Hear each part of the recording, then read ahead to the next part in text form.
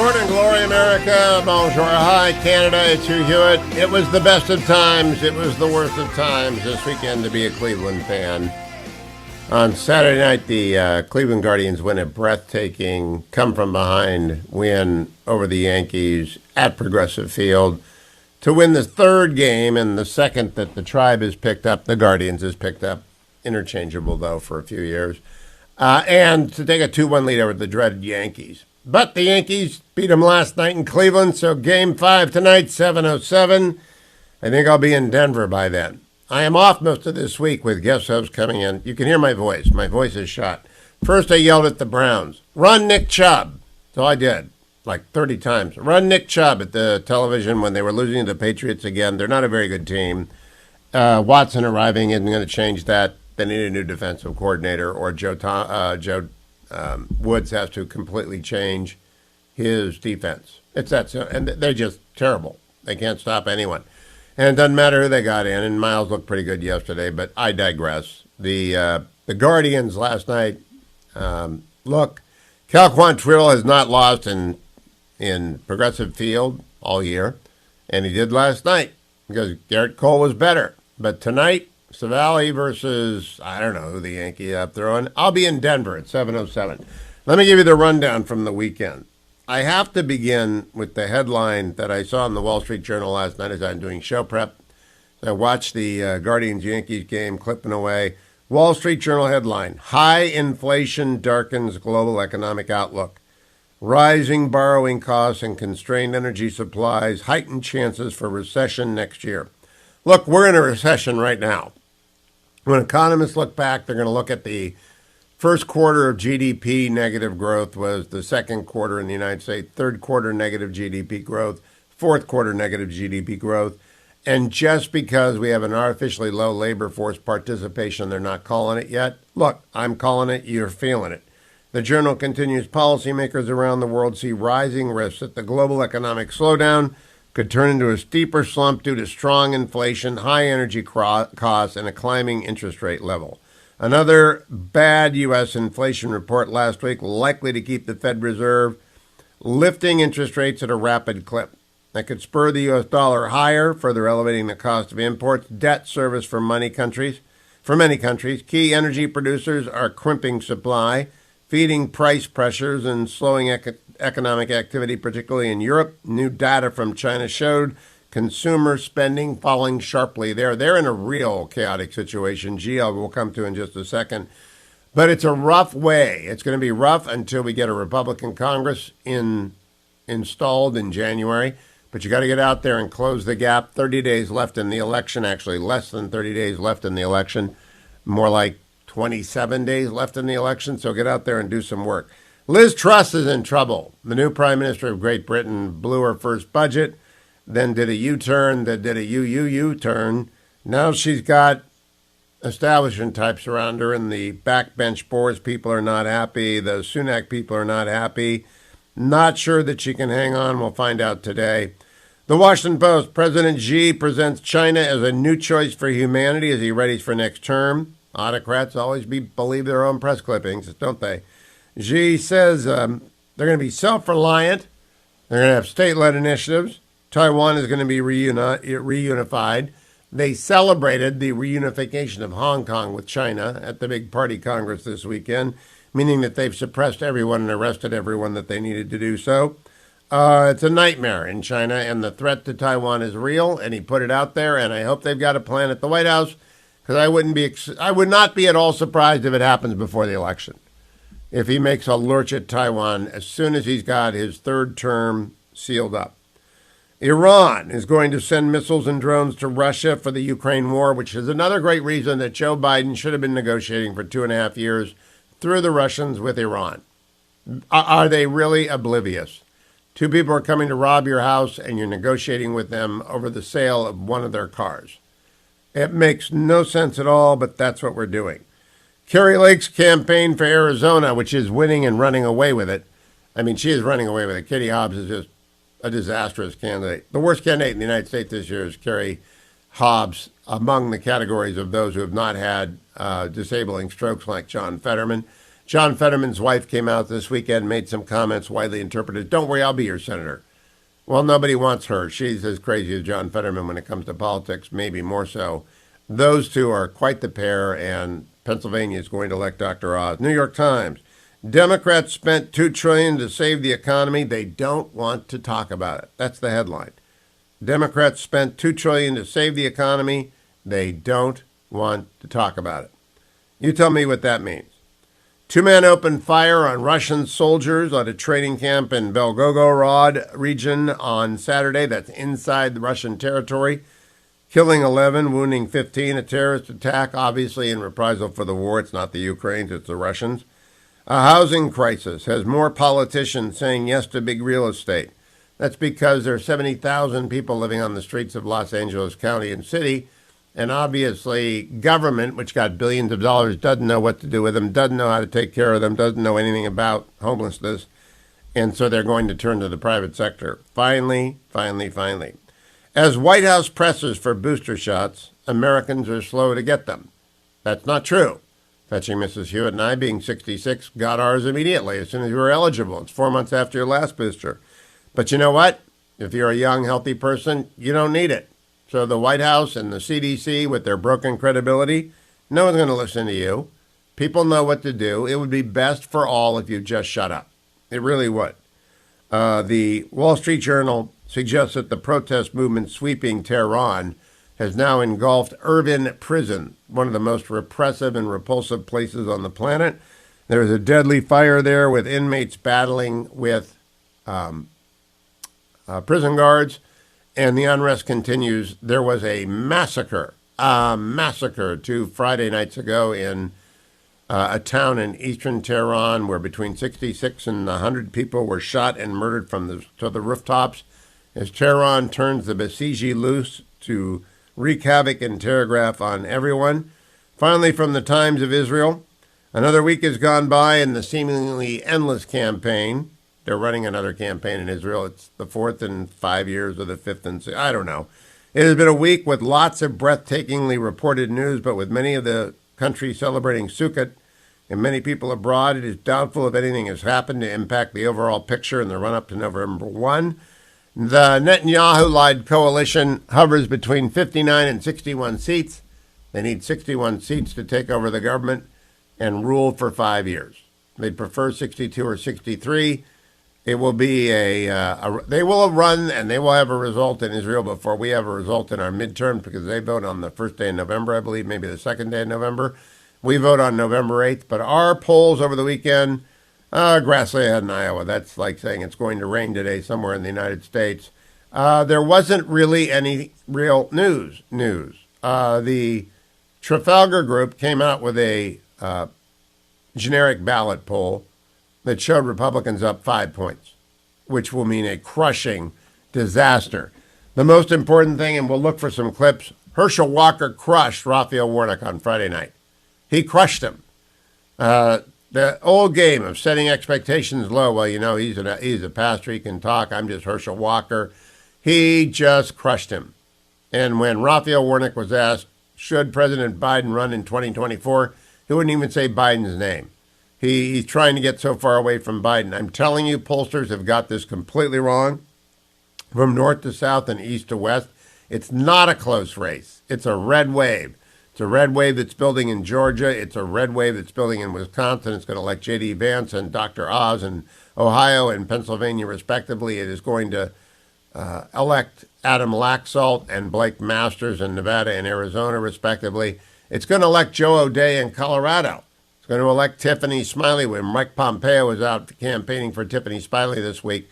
I'm telling you, the red wave is real. Kevin McCarthy is going to be the speaker, and the economy is going to cool down. Joe Biden was out there reassuring us he's the president, though. I mean, he's really terrific. Here he is introducing the guy who just introduced him. His name is Ron Wyden, by the way, but Joe Biden doesn't remember that. Cut number 12. But between Merkley and that other guy I just talked about. In the Senate. That other guy who had literally just introduced him, Ron Wyden, the president cannot maintain short-term memory for 15 seconds. I'll be right back, America. Stay tuned. It's the Hugh Hewitt Show.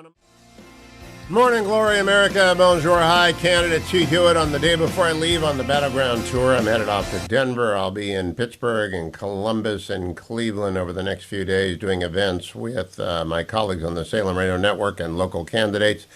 I am pleased to be joined this Monday morning, as I am most Monday mornings, by our friend Jake Sherman, co-founder of Punchbowl News. If you read punchbowlnews.com every day, you will be smart about what's going on inside of D.C. I read two things right before the show. Punchbowl News and news items by John Ellis are the only two things I read right before the show. And this morning's was fascinating because Jake spent a couple of days with Kevin McCarthy last week. He did so in September. I did so in August, so I cannot wait to contrast those 2 days. Good morning, Jake. Fantastic Punchbowl News today. Would you walk people through the couple of days you spent with leader, soon to be, in my opinion, Speaker McCarthy? Yeah, good morning, Hugh, and happy Monday. Thank you. I spent a couple days with him in St. Louis, Springfield, Missouri, Des Moines, Iowa, Chicago, and Minneapolis as he raises money for candidates and helps try to boost their various candidacies across the country, and in this case across the Midwest. We spoke for a very long time, McCarthy and I, on the record about all sorts of things. Today we included some of that reporting in Punchbowl News AM. We will have more in the midday edition and tomorrow morning as well, and we might even have it till Wednesday. I don't know yet. But McCarthy is very confident, not only that the Republicans will win the majority, but that he will be Speaker. And his confidence is a little surprising to me. I thought he'd be more circumspect, but he believes that the issues now that the election is being waged on are issues that are friendly for Republicans. No longer are they the Dobbs decision, and as they were in August, in his view, they are now inflation, crime, and gas prices in McCarthy's view, and he feels like Republicans are pretty solid there. I'm so glad to hear he's as optimistic as I am. And Jake, he was pretty optimistic about a majority in Wyoming when he gathered new candidates for me to interview. Very nice of him to do so this past summer. But of course, at that point, I think they were looking at 15 pickups. I've now raised my over-under to 25. I haven't asked Kevin what he thinks about that. But for the benefit of new audience, I've known Kevin McCarthy since he was in the California Assembly, and indeed since he was an aide on Congressional Hill, going back for 35 years. Kevin is 57 years old. And Jake, you rightly note it's a difficult job. Paul Ryan is an academic and a brilliant intellectual who would have made a fine vice president. John Boehner is a Dean Martin Republican who became Speaker just as the world turned. He was contemptuous of the new style of politics, and he couldn't control the House. I think Kevin, after a false start last time around, will bring decades of experience working a caucus to this. And I think the value of that cannot be overstated. I think it's actually been Nancy Pelosi's secret sauce in her speakerships. The victory she's won is because she knows how to work a caucus. Yeah, that is true. I agree with most of what you said. Ryan and Boehner had difficult times managing the House Republican Conference and managing the House overall. We'll have to see how. I agree with you that McCarthy is closer to a broader swath of Republicans than both Boehner and Ryan were. He feels like he has an open door, kind of an open door policy or invitation to all members of his conference. I think that's useful. I mean, the jury is still out on how effective he'll be. I mean, while he is a better or a more equipped leader, perhaps, in some senses than Boehner and Ryan, the House is a more difficult institution than it was in 2010 and in 2015 and in the years that Boehner and Ryan were speakers. So it's kind of a sliding scale in a sense, but I agree with the guts of what you're saying. Yeah, there are skill sets that come with managing a caucus, and unless you've had to manage a law firm or anything involving a bunch of independent partners, you have no idea how difficult it is. There is no command and control mechanism. There's very few perks other than the Intel Committee and the Rules Committee that a speaker can deploy, except their ability to raise money. And as you seem to indicate, he's a machine, Jake Sherman. Yeah, he raised $75 million last quarter, pretty much. he didn't directly raise it, but he was involved in raising $75 million. Yes, he, I find it interesting. I speak obviously a lot with a lot of members of Congress, and I speak a lot with McCarthy, who is he gloms on to the idea that the fundraising numbers, that's what his metric is. It's tangible. It's something he could both understand. He obviously could understand it, but it's something that, in his view, shows enthusiasm. It shows his productivity. It's something he's very proud of. Something he talks about a lot. Now, this is a hard question. Did you notice the little things that Kevin does? For example, as you traveled with him, did you speak to him more, less, or about what you expected? More, but probably about what I expected, because it was a light footprint in that it was just two other members of the House and his security detail, pretty much. And so, are you on a small plane? Yes. Okay, so you're spending time. Kevin is actually a normal person. I don't know if you were watching the Guardians and the Yankees, which sadly did not go the right way last night, or if you were doing anything except talk politics, but he's a normal person. I think there's an amazing appeal to being a normal person, Jake. Yeah, I mean, listen, I haven't known McCarthy as long as you have, but I've been covering him for the better part of the last, 13 years. So I've gotten, I've spent a lot of time with him, probably more. I spent as much time with him as more time with him than any other reporter. I wrote a book that, as you know, that I was on your show for several years ago, that McCarthy was a central character in. So he is somebody who really, he does have good relationships with people. He doesn't inspire fear like Pelosi does, which, I mean, could be good, could be bad, depending on how you look at it, but he does have a connection with a broad swath of the conference. He aims to persuade. What I was most impressed of in Wyoming at his gathering and since then is the quality and depth and diversity of his bench, whether it's Alan Fung in Rhode Island or Jen Ruth Green, or all these military veterans like Derek Van Orden in Wisconsin, Ed Theobald. He got Bruce Polkwin out of retirement at 2nd Maine up north in Maine. He has done a remarkable job of getting people to run. Yeah, I mean, he talks about that a lot, just about the recruitment efforts that he's... the interesting thing, I was thinking about this morning, McCarthy has pretty much recruited almost every class of Republicans since 2010, which is pretty impressive to think about. I mean, he's recruited everybody, and this class is no different. And when he was derailed in his first speakership bid, he had not spent a lot of time sitting down with the media. He's much better now. I mean, in small talk and in platform talk, in hallway talk, Kevin McCarthy is a much better candidate for speaker today than he was 6 years ago. I firmly believe that. Yeah, almost 7 years ago now. Yeah, he's probably more equipped to become speaker. He was probably ill-equipped back in 2015 to become speaker, and although Paul Ryan really wanted nothing to do with the speakership when he ascended to the speakership. But I think McCarthy is probably better equipped than he was in 2015. So, last question. How is the relationship between McCarthy and Steve Scalise, who will be the majority leader of the House, compared to that between Pelosi and Hoyer, which has often been strained? Well, Pelosi and Hoyer have known each other for 60 years or something like that. I mean, they were more than that. They were interns together. So that is a relationship that has a lot of many layers. Many layers. Exactly. McCarthy first met Steve Scalise in the Young Republicans back when they were young men, and McCarthy attended Scalise's swearing into the State House in Louisiana when he was elected many moons ago. I think their relationship is as good as it's been. It was obviously not great during the latter part of the Trump years. As we reported in our book, Scalise thought about taking on McCarthy and running against him. So it's definitely improved since then, as both men have become, I think, a little more comfortable in their skin. And did you get anything out of Kevin on who he would prefer to be his whip?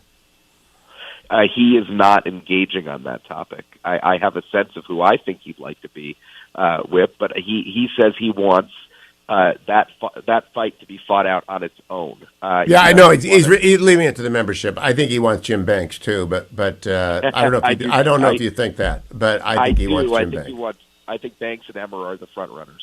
Yeah. Thank you so much, Jake Sherman, punchbowlnews.com. Read it every day. Be smart every morning. I'll be right back on the Hugh Hewitt Show. I'm Hugh Hewitt, Josh Kraushaar with Axios, widely regarded as one of the fairest political reporters in the United States, also one of the hardest working. Follow him on Twitter at Josh Kraushaar. Good morning, Josh. How are you? Good morning, Hugh. We've got time. I want to run through the entire map, including the far outs that Democrats think they can win. Let's start in the south, move to the north, move across the country, come down the west coast. Florida. Marco Rubio is going to win easily. Do you agree or disagree?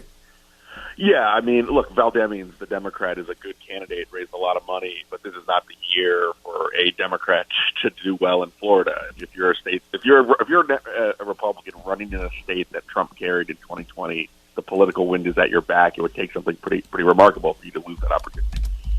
Let's move up one state. Georgia, I've been playing clips of Herschel and Raphael Warnock from Friday night. I think Herschel won fairly easily, as did Frank Bruni in the New York Times. What do you think about the debate Friday night and about the race, Josh Kraushaar? Yeah, I thought Walker well exceeded expectations. I thought he did pretty well at the debate. I thought Warnock did pretty surprisingly weakly at the debate. Didn't prosecute the personal conduct case. And also at the end of the debate, I was a little surprised that Senator Warnock was a little bit wishy-washy on changing the Atlanta Braves name. He didn't say he was against it, which is not popular in Atlanta or in Georgia to change the Braves name. And that was one small issue that if you're not into politics, but you hear that might raise your eyebrow. And the abortion issue, I thought that was very aggressively litigated on both sides. And because Herschel had successfully set the bar so low, he easily cleared it. I think he won it. I think he won it going away. Yeah, look, the Walker campaign was very happy with the results of that debate. They think that they got past some of the problems over the last couple of weeks, and the environment is shifting towards Republicans. So they feel pretty good about where they are, given everything that happened the last few weeks. All right, South Carolina, we're not going to spend any time on because Tim Scott's going to win. Ted Budd is probably going to win in North Carolina. Democrats hold out faint hope, but they're not spending money, are they, Josh? Yeah, I always say follow the money. The polls show that race very close. The money suggests that Republicans feel a lot better about their chances with Ted Budd in North Carolina. And a lot of it is just fundamentals, like I said before. If you're a Trump state in 2020, the wind is certainly at the Republican Party's back right now. It would take a very weak candidate to reverse those trends that we've been seeing over the last year. And Ted Budd's not that. All right, up to Pennsylvania. I played a very moving clip of Dr. Oz comforting a woman who has lost her daughter to fentanyl. Contrast it with John Fetterman's very sad attempts to get out on the stage. He simply is infirm. He cannot function. We're really electing Giselle Fetterman if we elect John Fetterman to the Senate. I think it's breaking pretty hard for Oz. What do you hear, see, and believe, Josh Kraushaar? Yeah, I've been saying this for a while. I mean, Oz may have the most general election-centric message of any Republican Senate candidate on the campaign trail. He's got some personal baggage he's had to deal with, but the trend lines in Pennsylvania certainly have been favoring Dr. Oz over the last month. That is the state, Hugh, that's going to decide the Senate majority. If Pennsylvania goes with Dr. Oz, I have a hard time seeing how Republicans don't win the majority. And I'm a little bit befuddled by I know the Fetterman campaign is worried about kind of details trickling out about his health, but for not just the campaign, but then the wife of John Fetterman to essentially call for a reporter to get fired just by explaining what she saw and reporting the facts from her interview was pretty remarkable. It's a political blunder when you're drawing attention to one of your candidate's challenges and weaknesses.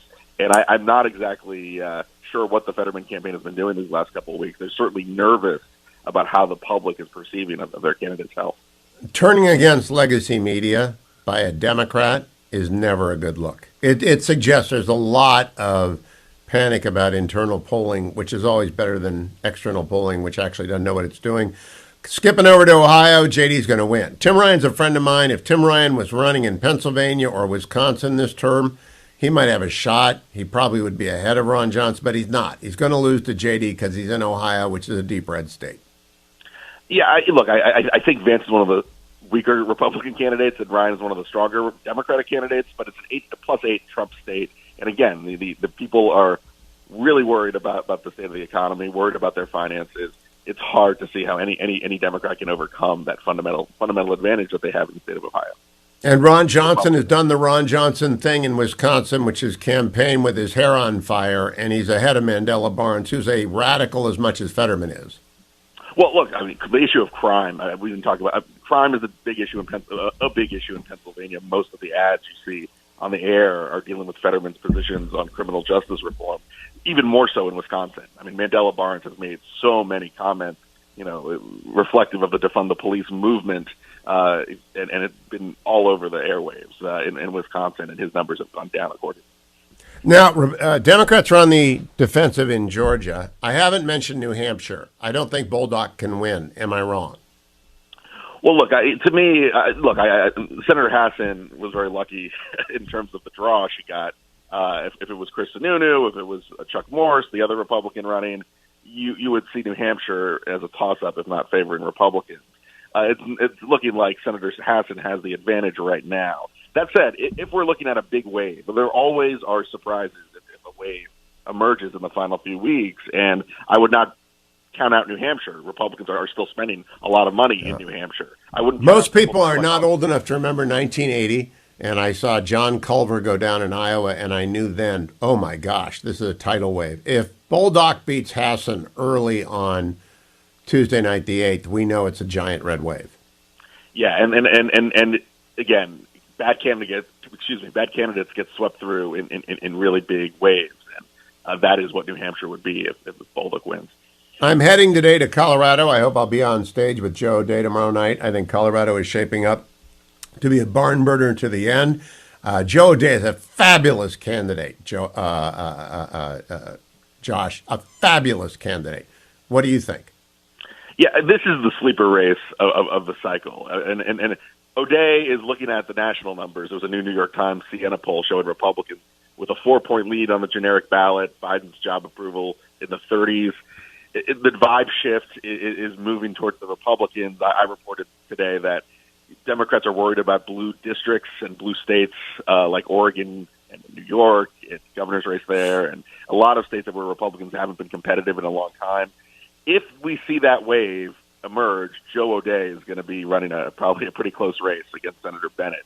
Republicans are starting to put some money into Colorado, and that is a type of like 2014 Cory Gardner type race that could emerge. Now, I think O'Dea, you can't just be a good candidate in Colorado. You need to have everything go right for you to win, and that's what it'll take, a perfect storm of lower Democratic turnout, engaged Republican voters, and the swing voters go into the Republicans in the last couple of weeks. I have a column coming out in an hour over at the Washington Post, Josh, about the education issue, how it's the iceberg issue that's helping Republicans and Democrats are sailing right onto it. Tim Bennett or Michael Bennett is going to hit that iceberg. We shall see. Let's go to Washington State. Unfortunately, waves don't work when paper ballots are sent to everyone and everyone votes by mail. Nevertheless, Mike Pompeo with Tiffany Smiley on the last weekend or the first weekend in October campaigning tells me she's doing well. Yeah, I mean, she's going to do better than most. I mean, and look, Washington State, I remember covering Patty Murray's race in 2010 when Republicans had a huge wave running against Dino Rossi, and just even a huge wave wasn't enough to win Washington State for the Republicans. It's a very blue state. The issue of crime is so front and center in that state, in Oregon and the Pacific Northwest, but it's a federal race. You tend to see people putting on their red and blue jerseys in the Senate and congressional races. Look, I think Smiley's going to run closer to Murray than we've seen in a while, but the polling and what I'm hearing on the ground suggests that it probably won't be enough to unseat Patty Murray. Two left, Nevada and Arizona. Let's start with Nevada. Not a lot of voters. Adam Laxalt has ran a very disciplined campaign. Money is pouring in, and people think that Cortez Masto is toast. What does Josh Kraushaar think? She's not toast. It's a toss-up, but it's hard. You look at the public polling in that race. I think only one poll taken since September has shown Cortez Masto leading. If you're an incumbent and you're down at this stage, not a good sign. Usually the undecideds break towards the challenger. You also have the issue in Nevada where you have a lot of working class, middle class voters that have taken a real hit with the economic struggles, particularly in the state, high gas prices. The Hispanic vote has shifted, as we've seen nationally, a little bit to the Republicans. So the fundamentals are favoring Republicans in Nevada. That's the best Senate pickup opportunity for Republicans. It's also their best gubernatorial pickup opportunity against Governor Steve Sisolak with Joe Lombardo. Let's close with Arizona. Josh Kraushaar. I know Blake well. I know Carrie Lake from debate. She is running a masterful campaign. She's so poised. Katie Hobbs has dismayed Democrats by the depth of dysfunction within her campaign. Mark Kelly's just trying to hide from the wave, and Blake Masters has got some life preservers being thrown to him. He's floating on top of the water now. Yeah, so the governor's race, there is a lot of angst over the candidates that the Democrats have, and Katie Hobbs. She's not debating. She's not been very effective on the stump. The momentum seems to be with Carrie Lake, especially with the state and national mood going towards the Republican Party these final weeks. The Senate race is a little more, I think it's a little more of a heavy lift for Republicans. The mood and the environment certainly should favor Blake Masters.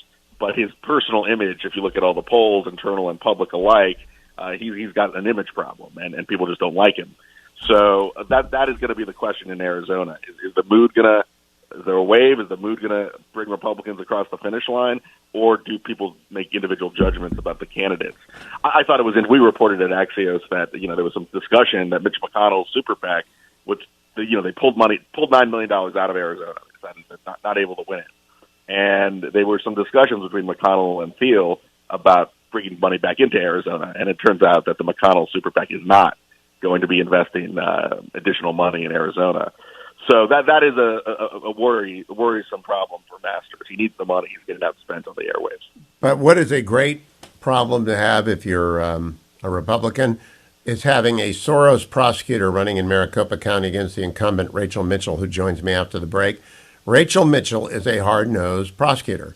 Soros has put up a Soros-backed prosecutor of the sort that are in Philadelphia, L.A., and San Francisco. I think that helps Republicans more than anyone knows, Josh. Well, speaking to the issue of crime and sort of these progressive prosecutors that aren't prosecuting cases, that's a huge issue. And as I reported at Axios last night, you're seeing, especially in these governor's races and House races, you're seeing blue areas that voted for Joe Biden by double digits, all of a sudden looking extremely competitive. Katie Porter, for example, one of the most progressive, iconic lawmakers in the House in a double-digit Biden district, is in real trouble. Polls show that race very, very close. She's running against Scott Baugh, who's a very popular local guy, and scandal after scandal has hit Katie Porter. Correct. And then you also have Rhode Island, Connecticut, Rhode Island, New York, the DCCC chair, Sean Patrick Maloney in a close race for his own. I love to see it. Josh, I'll continue reading your work every day at Axios.com. Follow him on Twitter at Josh Kraushaar. Morning glory, America. Bonjour, hi, Canada. That was Saturday night. Sadly, that was not Sunday night. Now, if you're new to the show, one of my new affiliates in Rochester or Rhode Island or wherever you might be a new affiliate, this show is 85% politics and policy, domestic variety, 10% national security, and 5% the Cleveland Browns, the Cleveland Guardians, the Cleveland Cavaliers, and the Ohio State University Buckeyes when they're in the news. And, of course, the Guardians go into Yankee Stadium tonight as giant killers. Terry Pluto is the dean of Ohio sports writers. I think he's the best columnist in America. TerryPluto.com for all of his work. He also has Terry Talking Podcast. He writes at Cleveland.com. He's been my radio pal for a couple of decades, and he shows up when I need talking off the ledge. Terry, tell me we're going to win tonight. Sure, why not? I'm very serious. It's one game. It's one game. In New York. I mean, generally are the Yankees a better team than Cleveland? Of course it is. If they were playing best of 9 or best of 162, that's the answer. But right now it's 2 games apiece. You only need to win one. And on top of it, Dr. Hewitt, you should know this. Who has been to the World Series more recently? The Guardians? The Guardians. The Yankees. Yeah, they were the Indians back then, 2016. The Yankees, 2009. I'll tell you this. Aaron Boone looks like he hasn't slept in a month. I mean, he is the Yankee manager. He's feeling the pressure. It's rough enough being in New York, being the manager of that team. Probably the second hardest job in New York City besides being mayor. And then you look at this where are you going to lose to the youngest team in baseball with a payroll that is like, your cap fare? Is that really going to happen to you? And Terry Pluto, I got to tell you, on my bucket list of interviews, Yes. there are a few people I haven't interviewed that I want to interview. One of them is Barack Obama, but really at the top of that list is Tito Francona, because Terry Francona is the best baseball manager I've ever seen. And how does he approach tonight? Did you talk to him last night after the loss?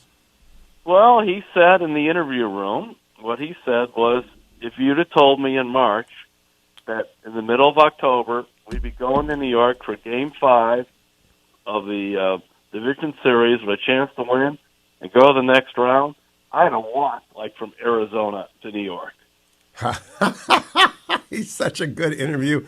He's a good guy, isn't he, Terry? I don't know him. He's a great guy.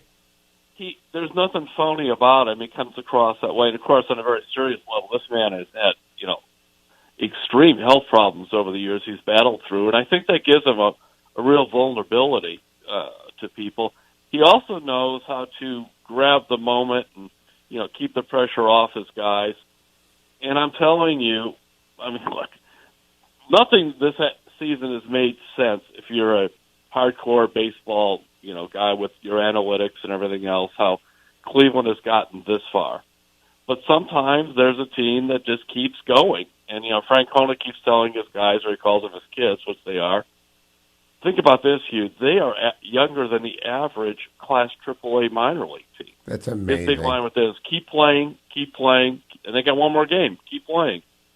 Yeah, Terry Pluto, I was telling some friends who are Red Sox fans, sadly this weekend, who were house guests, that I was talking to you today, and that I've been following Steve Kwan because your wife, Roberta, who does ministry with you, started loving on Steve Kwan early, and I think Roberta is as sharp as you are as an observer. I was reminded of when my dying grandfather was asking me about Richie Scheinblum in 1968, and Steve Kwan is that guy. He's Bronk Burnett come to life. It's an amazing story. It really is, and on top of it, I'm 5'9", and I could maybe look down on him a little bit. He might be just as tall as me because he has hair. And this is a guy that was surprised to be recruited out of Oregon State. He was drafted in the 5th round by Cleveland. He was surprised. He thought he was going in the 10th round. He was just kind of a small spark plug kind of player that a lot of us maybe who are older grew up watching, and that is not the type of player that baseball likes.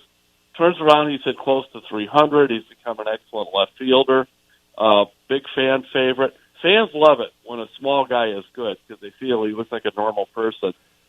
And he has been just terrific in this series on top of that. Well, everyone's been terrific in this series. I keep looking. I always worry about a slump in the postseason, and some people have missed crucial at-bats, but there's no big slump anywhere. Tell me about tonight's pitching, because we're not pitching Shane Bieber. We, the Guardians fans, are not going to see Shane Bieber on the mound. Terry said save him for the ALCS. What do you think about that? What are we going to see tonight?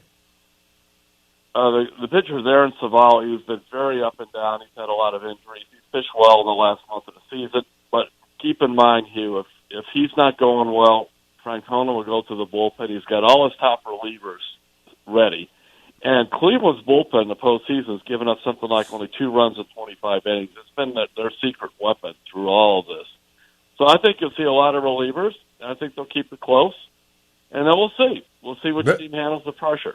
The noise is going to be ridiculous at Yankee Stadium.